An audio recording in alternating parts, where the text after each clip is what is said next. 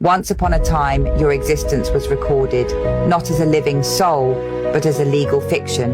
It's called the Csinált Trust, a concept born in 1666, when the world was in chaos and the crown needed a way to manage the lost souls presumed dead at sea. So they created a trust, one that claimed your rights, your property, your identity, until you returned to prove you were alive.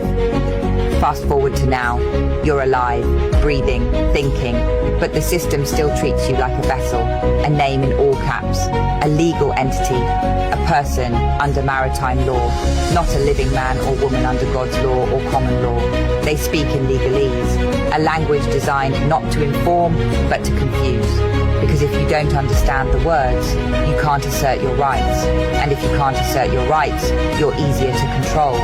They hide your Bill of Rights, your human rights, your natural rights, beneath layers of policy, statute, and corporate governance. They teach obedience, not sovereignty, compliance, not conscience. But here's the truth. Under common law, you are presumed innocent until proven guilty. Under God's law, you are free, sovereign, and accountable only to divine truth. Under the Bill of Rights 1689, you are protected from arbitrary power, still valid, still binding. Under human rights law, you have the right to family, privacy, dignity, and freedom from coercion. So why do they treat you like a sea monster? Because under maritime law, you are a ship, a cargo, a liability, not a soul. They dock your name in the port of commerce. They fine you for parenting. They prosecute you for choosing well-being. They call it law, but it's administration. They call it justice, but it's bookkeeping. It's time to wake up.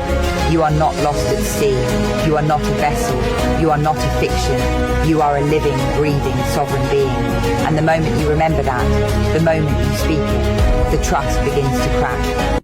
What I mean by physicality is if something cannot be held in your hand or acted out in a physical way, like when they say that you sign the birth certificate and now your children have been handed over to the system. My children, I didn't walk them up to the building and hand them over, so therefore that didn't physically happen. This is all a claim that is up in the air, potential, imaginary. It's not something that actually happened. It's just written on a piece of paper, and they can't make that piece of paper and that claim come to life and act itself out and prove its physicality. So that's what I mean by physicality. So anyway, the State of the Union doesn't have that physicality. And they are classified as property and franchises of the federal government as an individual entity. Now, this is a Supreme Court ruling, and anyone that is still trapped in their mind is going to look at the Supreme Court as the supreme law of the land, the ones that have made all that this is the truth. This is what we have our authority sourcing from. But no, the Supreme Court doesn't matter. Authority is not the Supreme Court. Authority comes from within our molecular core of every cell in our body. It can't be separated from us. So even if the Supreme Court says something, it doesn't make it true. Even if they make the ruling, it doesn't make it fact. So anyway, they're saying that we're classified as property, but not we. Again, someone reading this is going to self-identify and say, I am classified as property. They're classifying me as property. How dare you classify me as property? They're not saying that. They're saying that the U.S. citizen is that property.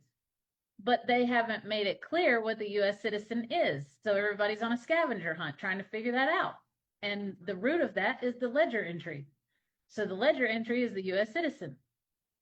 So now the U.S., if you read it properly, the mimic ledger entry is classified as property and franchises, because it's a franchise that they make money off of the federal government and an individual entity. So it is an individual entity. The business entity, it's a corporation. Has nothing to do with us though. So therefore, we have spent our entire lives, I myself too, until I woke up to this, identifying as everything that they say, because they use words like you are. And in the English language, they teach us three different, they don't teach us three. There's three different languages. There is the sovereign language, there is the legalese language, and there is the language of the slave that they teach in the school. There's the sovereign language, there is the legalese language, and there is the language of the slave that they teach in the school. And so all of us know slave language. That's why when we read legalese, we're all confused and don't know what it's being said.